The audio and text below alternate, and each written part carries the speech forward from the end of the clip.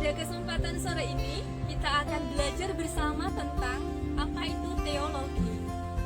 Maka saya akan membagikan pengetahuan saya tentang teologi yang akan kita pelajari bersama. Di sini ada 10 pertanyaan. Pertanyaan pertama, apa itu etimologi teologi? Etimologi teologi. Teologi berasal dari bahasa Yunani, yaitu theos dan logos. Theos berarti Tuhan dan logos adalah ilmu. Jadi teologi sendiri adalah ilmu yang mempelajari tentang Tuhan, tentang Allah. Pertanyaan kedua, teologi sebagai ilmu iman. Bahwa teologi itu merupakan pengalaman metodis tentang seluruh kenyataan berdasarkan iman. Karena iman itu merupakan sikap batin yang terwujud dalam sikap, perilaku, dan tindakan. Pertanyaan nomor 3. Teologi sebagai ilmu kegerejaan. Berarti teologi yang kita alami itu tidak lepas dari gereja. Karena teologi sendiri adalah kegiatan beriman gereja. Artinya, kita percaya seperti yang gereja percayai. Dan kita juga percaya sebagaimana yang Kristus ajarkan kepada kita lewat gereja. Pertanyaan keempat, hidup gereja dan magisterium. Artinya, sebelum kita ketahui bahwa magisterium itu adalah wewenang atau kuasa mengajar gereja yang terdiri dari paus sebagai pengganti Petrus dan uskup sebagai pengganti para rasul. Dalam hidup gereja, iman selalu direfleksikan dalam konteks tradisi, pengalaman iman dulu dan sekarang.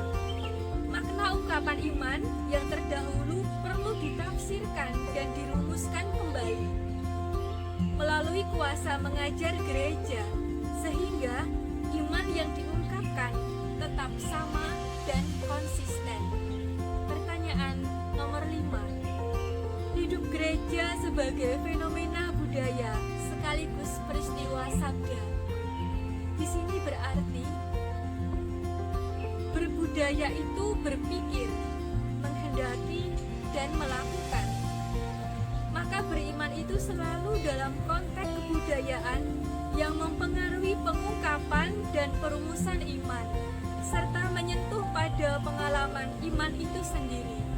Maka, kalau iman juga dikatakan sebagai peristiwa sabda, bisa diambil kesimpulan bahwa hidup gereja itu lahir dari sabda, sehingga gereja mampu melaksanakan dan melanjutkan hidup Kristus, serta mampu merefleksikan dan menyatakan karya Kristus yang nampak dalam hidup menggereja. Pertanyaan nomor 6. Kitab suci dan tradisi sebagai sumber tradisi. Kitab suci itu sangat istimewa. Mengapa istimewa? Karena kitab suci sungguh berasal dari inspirasi Roh Kudus, sehingga mampu menggali tradisi, dan oleh karena bimbingan Roh Kudus, isinya memberikan jaminan, bukan sekedar ungkapan verbal. Pertanyaan nomor 7.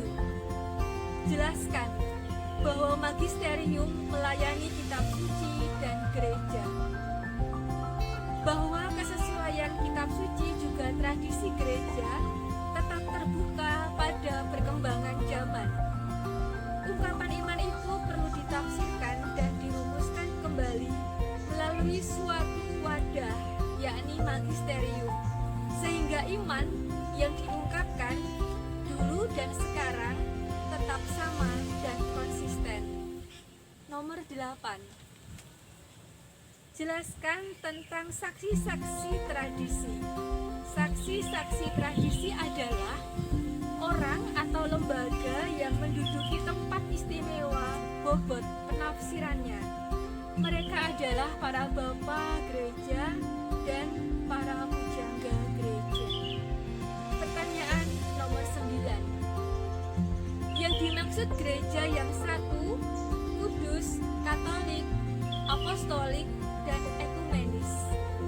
Gereja yang satu karena memiliki akar dalam kesatuan Allah Tritunggal yang disatukan oleh pengakuan atas satu iman, perayaan liturgi bersama, dan pergantian para uskup dari para rasul.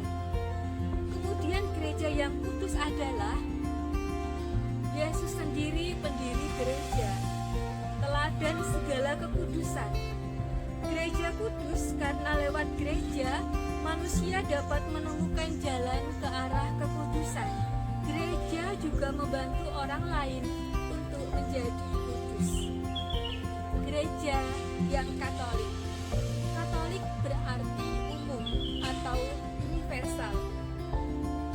Kristus adalah pusat gereja dan ia memberi gereja kepenuhan sarana keselamatan lewat sakramen-sakramen. Gereja memberi perintah Tuhan untuk mengajarkan semua bangsa dan semua keuskupan bersatu dengan Roma. Gereja yang apostolik dan rasulik. Para pemimpin gereja saat ini dapat menelusuri asal-usul mereka sampai kepada para rasul. Dan kita mengakui ajaran dan cara hidup Kristen yang sama seperti yang diajarkan para rasul. Lalu gereja ekumenisme adalah juga berarti umum atau universal, dipahami sebagai upaya untuk memahami agama-agama yang berbeda seperti Yudaisme, Hinduisme, Taoisme, dan Shinto. Secara khusus di antara umat Kristen, ekumenisme berarti upaya-upaya bekerja bagi kesatuan semua orang. Yang ke-10, makna iman dalam rumusan aku percaya. Makna iman dalam rumusan aku percaya atau credo atau syahadat, kita memulainya dengan perkataan aku percaya. Iman sendiri adalah syarat untuk mendapatkan keselamatan, karena tanpa iman tidak seorang pun dapat berkenan kepada Allah.